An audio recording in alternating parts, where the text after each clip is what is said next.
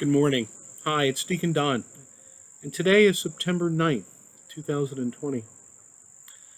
The reflections that we provide to you are just meant to be simple thoughts for the day, simple thoughts on how to improve your life and improve the life of those folks around you. That's really what I'm trying to be able to share with you. And today is a great example of that. We face so many stresses, don't we? But sometimes we feel that we can't make a difference, and we can. Today's story and today's thought really shows that one person can make a difference, sharing God's love. Sharing God's love to so many people, which is what Jesus has called us to do, isn't it? Today is the memorial of St. Peter Claver. You may or may not have heard of him. He was a Spaniard, and he came to the New World because he wanted to be able to be a missionary. He was born in June of 1580, and he died today, September 9th, in 1654, 366 years ago today. As I said, he was a missionary to the New World. He had this desire to be able to come and to make a difference. But what he found here was something I don't think he expected. He found the horror of slavery, and he devoted himself to serving the slaves that he came across every day. You see, what Peter did was he and some of his followers would greet every slave ship that would come into port. And he did it with the purpose of not addressing the slavers and not addressing the people who ran slavery, but addressing the people that they brought to the shores of the New World. And he saw how horrible it was for them. And he wanted to give them comfort, and he wanted to give them human dignity. One slave ship at a time. One person at a time. You see, Peter Claver became more than a person of service. He became a symbol to fight the evil of slavery and racism. His goal was to show how horrible the degradation of the human being had become. And he wanted to make a difference and change it. And he did it, not through political activism, but he did it through caring for others. Today, our church looks to him as an example of how we should fight this injustice. The sin of racism is so big, isn't it?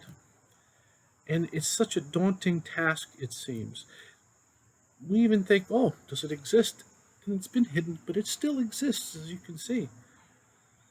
And we may feel that it is impossible for one person to overcome it.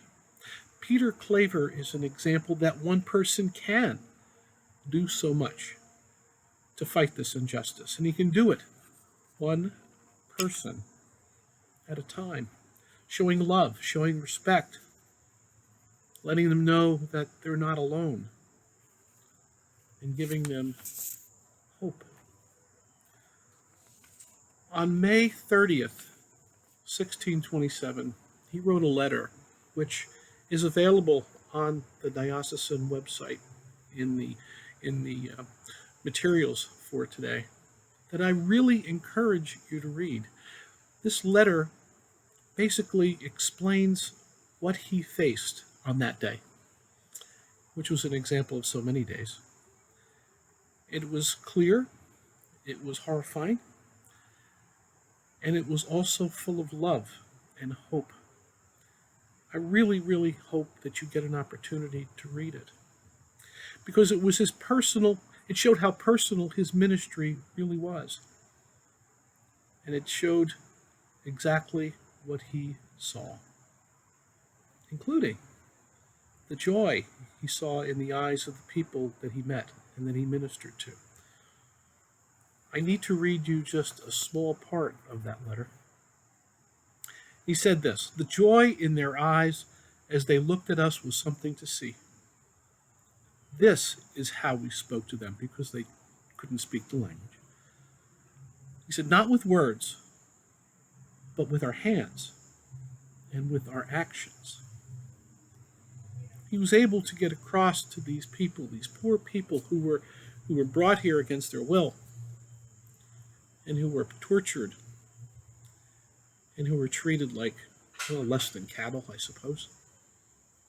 But he brought them human dignity and love, face to face, one person at a time. You see, brothers and sisters, we can make a difference through action, and not just through our words, not just even through prayer, even though that's super important, which we'll talk about, but through actions, on how one person can change what happens in our world. One person can change his or her world and all the folks in that part of your world. And you can do it one person at a time. Today, our church asks something special of us. It asks us to fast and to pray, to fight racism and hate. And I tell you, brothers and sisters, we can do it. Peter Claver did. You can, and I can as well, through prayer and through action and through our hands and through our eyes, as we become the face and the hands of Jesus Christ. Brothers and sisters, this is not a message of sadness, it's a message of hope. So have a good day of commitment to what Jesus Christ wants us to do. Take care.